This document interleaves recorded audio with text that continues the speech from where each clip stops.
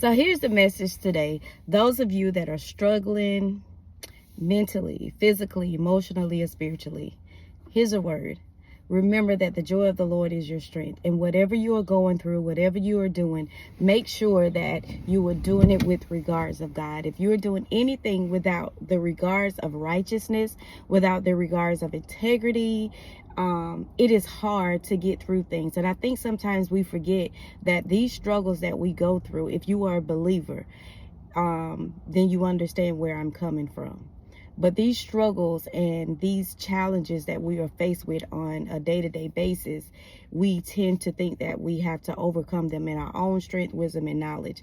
And I know you feel like when I pray, you don't get an instant answer, or maybe God, this isn't an urgency for God. The thing is, God can see past what you can see. He can see beyond what you can see.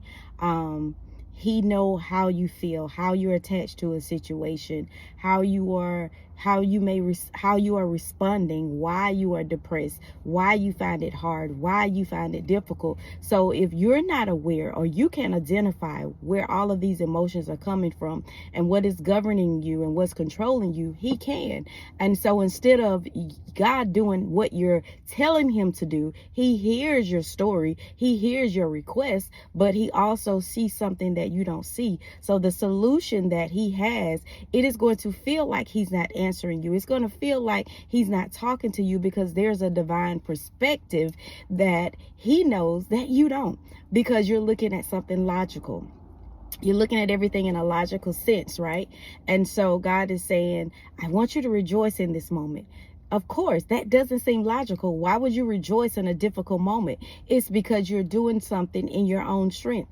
And when you do something without the regards of righteousness, then there's no resilience. There's no peace. There is no empathy. There's no support mentally, physically, even the way that you speak. There's no support in the way that you speak, because everything is being done in your own strength. So I want to tell you today, take a moment, do have that talk with God, do pray with God, because he cares about how you feel. He cares about what you have going on. And the thing is, if there's a disconnect, it's not because God has lost his power. It's simply because he's enforcing something that is beyond your imagination. He's enforcing something that is beyond your human intelligence.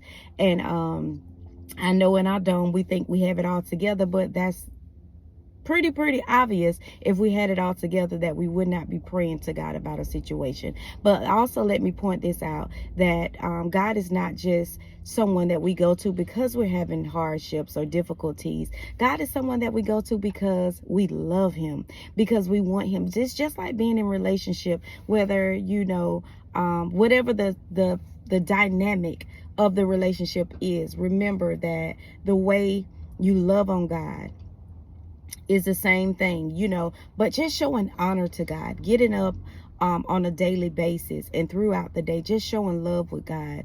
Make it an occupation, make it an endeavor to really just dive deep into God's word, to understand who he is and how God works. And when we don't understand, that's still understanding your God, that we don't always understand what God is doing, because he's such a divine God. He's such an infinite God. And so his ways are way beyond our ways. Also, I want to say real quick to those of you that may be going through a season of transformation.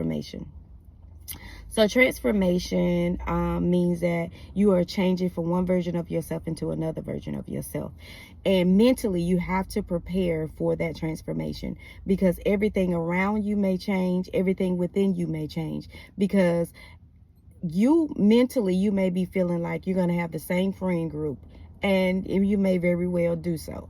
You may think that family is going to treat you the same. You may think that people are going to, there are going to be different opinions about people that's not around you, but knew you from prior to who you've become. So they're left with the history of who you used to be. And you have to be mindful of that. You know who you are. You know who you are becoming. However, it is very, very important that there are going to be some struggles within yourself as well.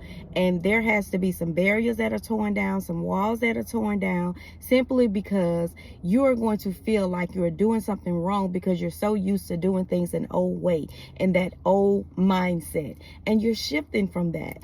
And it's almost like God has given to us fasting. You got to fast so that it gives you discipline and you are drawn to different things and you got to fight. But remember, you're not in this fight alone, that you can restrain from different things because you're doing it in God. Your strength comes from God. The joy of the Lord is your strength. So he gives to us fasting. That way we can fast. We learn to discipline ourselves mentally, physically. We withdraw, even if it's from, certain foods that we want to get on a health kick. If you're preparing to become a wife, or if you're a man and you're listening, you're preparing to become a husband, then we should fast and we should discipline ourselves from things that we know we can't do in a marriage, or you can't do in a marriage. So also, if there I don't know about you, but I was a person when I was much, much younger where I was this loving person with a heart of gold. I would give to the extent where I want someone to feel comfortable, but I realized that my comfortability would enable one.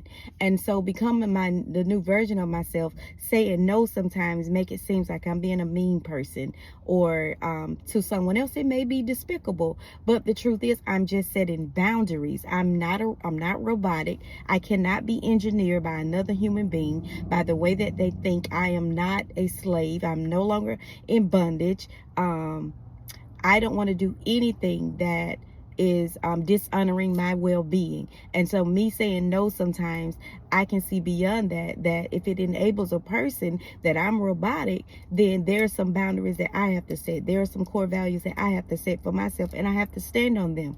When you go in prayer, think about it. Everything we ask God for, he don't just hand it to us because we ask for it, because God know, like, that's when if God was that type of God, he knows that that's irresponsible to give to us something that we don't have the capacity to carry or steward or maintain. And because he can see something beyond that, if it's something that we can do for ourselves, why would he just give? It's almost like giving a spoiled child everything. And now when he gets into the real world, he's challenged or she's challenged because they've always been giving, and they don't understand that's not how life works. We have to use our own brain. We have to use our own wisdom and knowledge. We have to use our hands and to the best of our ability to labor. And we have to build a relationship with God so that we're strengthened in this new walk with God. I just wanted to lay that on the hearts of those of you that are transforming into a new version of yourself. It's 2025. I am rooting for you. Keep indulging in God's word. Keep surrounding yourself around people that will encourage you and inspire you on this beautiful journey. I love you guys. Mwah, mwah, mwah, mwah.